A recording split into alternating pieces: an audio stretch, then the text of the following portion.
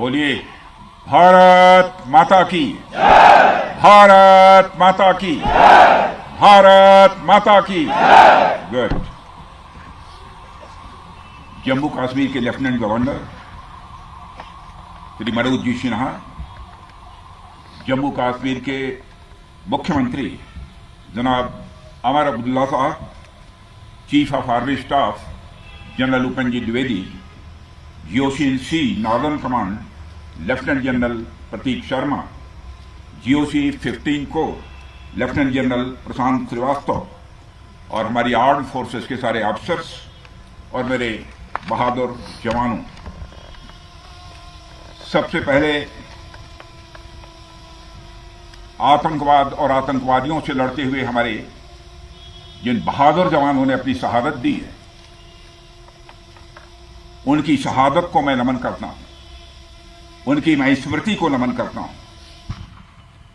और साथ ही पहलगाम में जो निर्दोष नागरिक आतंकवादियों के द्वारा मारे गए हैं, उनकी भी स्मृति को मैं नमन करता हूं। मैं हमारे घायल सैनिकों के साहस को भी नमन करता हूं और ईश्वर से यह प्रार्थना करता हूं कि वह जल्द से जल्द स्वस्थ हो जाएं।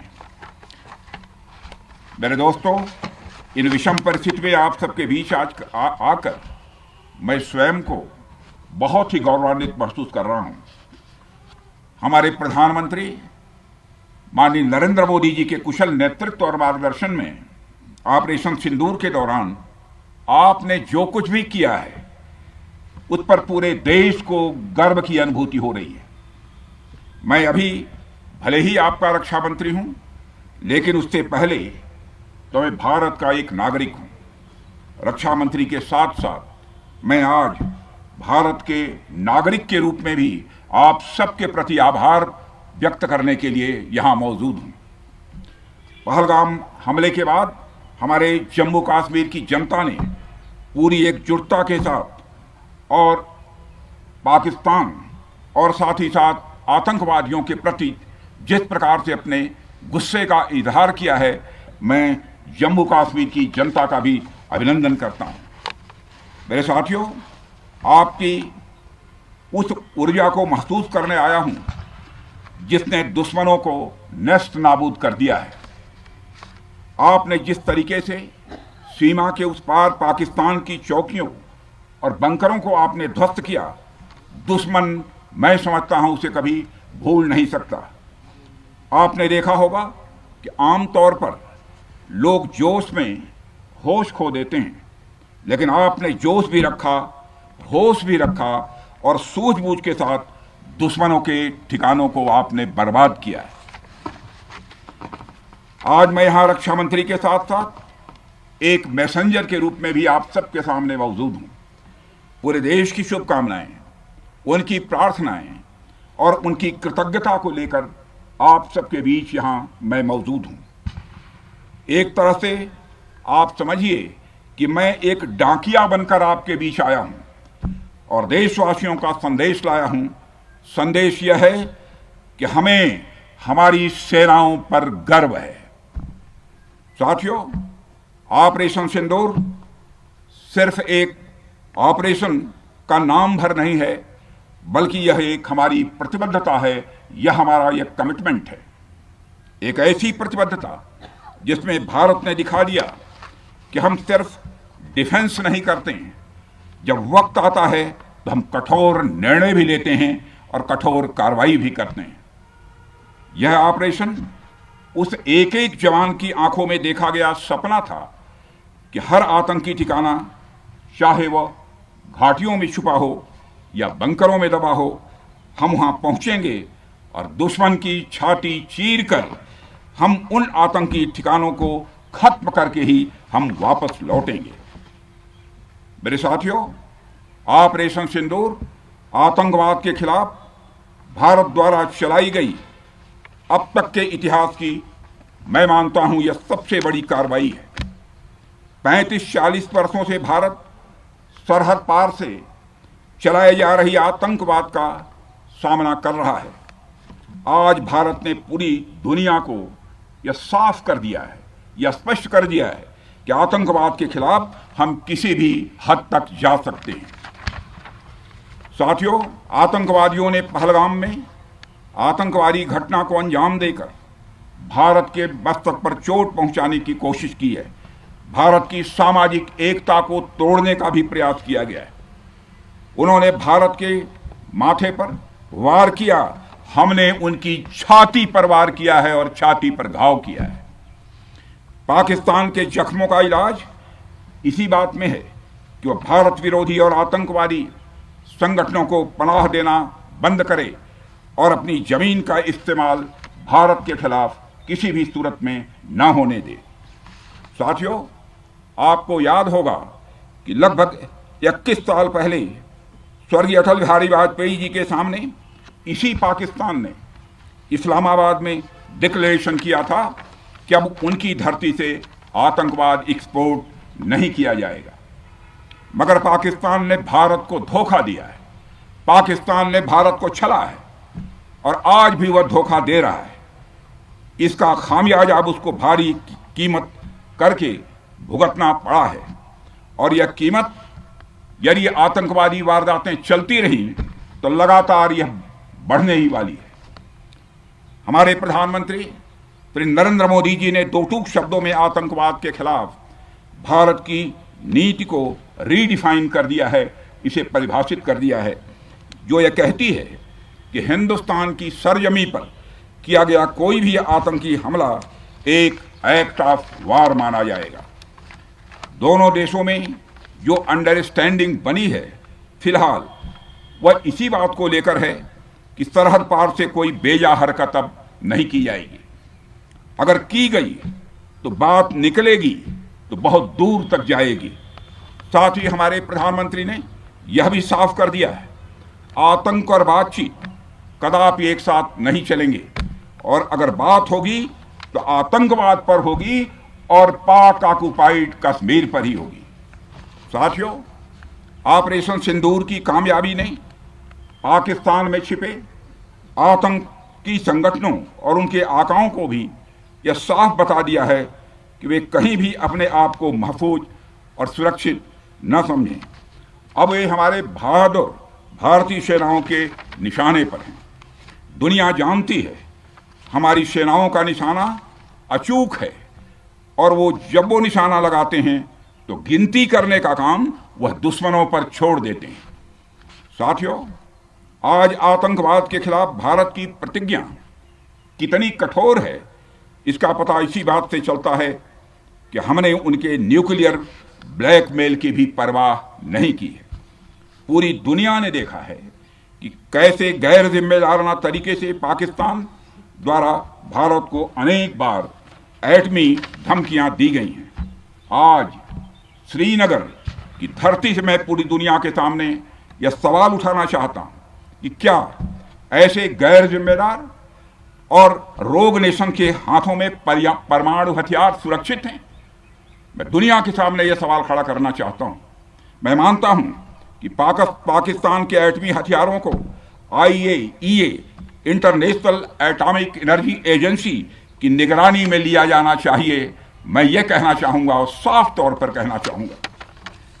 साथियों, हमारी सेनाओं हमारी सीमाओं पर अपनी मातृभूमि की रक्षा के लिए जिस तरह से आप सभी बिना रुके बिना थके दिन रात लगे रहते हैं वह अपने आप में अद्भुत है और अद्वितीय भी है। आपकी यही बातें हम सब भारतीयों के लिए मार्गदर्शक का कार्य करती हैं। यही कारण है कि मैं हमेशा आपसे मिलने के लिए उत्साहित रहता हूं ताकि आपके अंदर की ऊर्जा से हम सब भी कुछ प्रेरणा ले सकें। साथियों, आतंकियों ने पहलगाम में धर्म पूछकर हमारे निर्दोष लोगों को मारा। उसके बाद आपने जो जवाब दिया उसे पूरी दुनिया ने देखा है।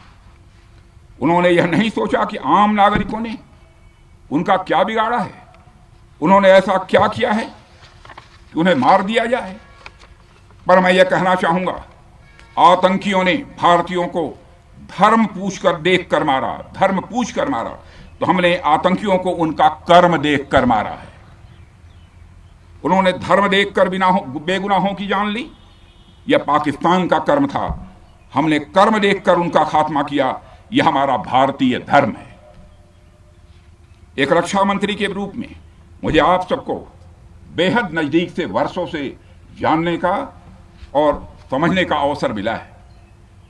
मैं आपके साहस और पराक्रम को तो जानता ही हूं, साथ ही साथ पहलगाम जैसी घटना के प्रति आपके गुस्से को भी मैं अच्छी तरह जानता हूं। साथियों, मुझे पता है कि पहलगाम के बाद आपके अंदर गुस्सा था, पूरे देश के अंदर गुस्सा था। मुझे पता है कैसा महसूस होता है जब धमनियों में बह रहा रक्त बेकाबू होने लगे। और मुझे इस बात की खुशी भी है कि आपने अपने गुस्से को सही दिशा देते हुए बड़ी बहादुरी और सूझबूझ के साथ पहलगाम का बदला लिया है। रही बात पाकिस्तान की, तो उसकी बात ही क्या करूं आपसे। वह देश तो मांगते मांगते अपनी जहालत से एक ऐसी हालात में आ गया है कि उसके बारे में यह भी कहा जा सकता है कि पाकिस्तान जहां भी खड़ा होता है वहीं से मांगने वालों की लाइन प्रारंभ हो जाती है। अभी आपने सुना ही होगा कैसे वह फिर एक बार इंटरनेशनल मॉनेटरी फंड IMF के पास कर्ज मांगने गया। वहीं दूसरी तरफ हमारा देश है कि हम आज उन देशों की श्रेणी में आते हैं जो IMF को फंड देते हैं ताकि IMF गरीब देशों को कर्ज दे सके। ऐसी स्थिति में हमारा यह भारत है। रामचरितमानस में स्वामी तुलसीदास जी ने लिखा है, जहां सुमतितः संपत्ति नाना, जहां कुमतितः विपत्ति निदाना। यानी जहां सुमति होती है, अच्छी नीतियां होती हैं, वहां सुख और समृद्धि होती है, और जहां कुमति होती है, बुरी मति होती है, केवल दूसरों के हित की भावना होती है, वहां तरह तरह की विपत्तियां स्वाभाविक रूप से आती ही हैं। पाकिस्तान जिसका जीता जागता यह उदाहरण है। साथियों, भारत के बारे में पूरी दुनिया यह बात जानती है कि हमने हमेशा शांति को प्राथमिकता दी है। हम आमतौर पर युद्ध के समर्थक कभी नहीं रहे, लेकिन स्थितियां जब इतनी विकट हो जाएं, जब देश की संप्रभुता पर आक्रमण होने लगे, तो जवाब देना यह आवश्यक हो जाता है। राष्ट्रकवि रामधारी सिंह दिनकर जी की पंक्तियां आपके सामने रखना चाहूंगा।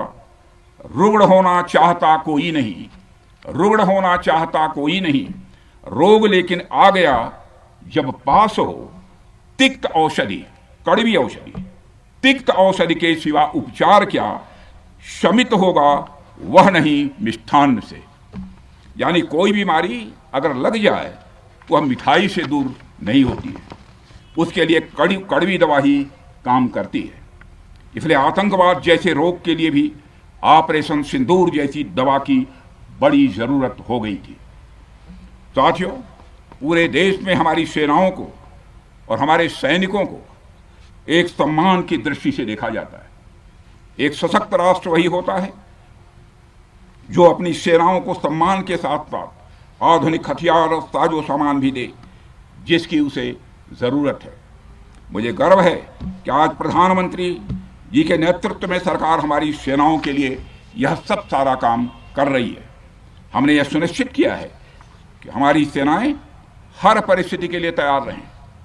और मैं यहाँ पर army chief general Upendra Dwivedi ji को भी बधाई देना चाहता हूँ, क्योंकि बार बार मेरी चर्चा होती रही है और बार बार मैं यह पूछता हूँ कि जो भी आवश्यकताएं हैं उन आवश्यकताओं को पूरा करने के लिए हम पूरी तरह से तैयार हैं। और इसलिए इसके लिए हम वर्ल्ड क्लास बेहतरीन गुणवत्ता वाले साजो सामान अपनी सेनाओं को देने की कोशिश कर रहे हैं। आज आधुनिक राइफल्स, मिसाइल डिफेंस शील्ड और ड्रोन्स जैसी नई पीढ़ी के कई इक्विपमेंट को तेजी से भारत में ही बनाया जा रहा है।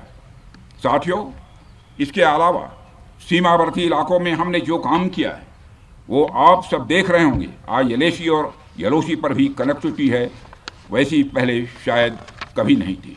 हमने हर स्तर पर यह दिखाया है कि हमारी सरकार केवल युद्ध भूमि पर ही नहीं बल्कि व्यक्तिगत रूप से और पारिवारिक रूप के साथ अपने सेना के जवानों के साथ खड़ी है।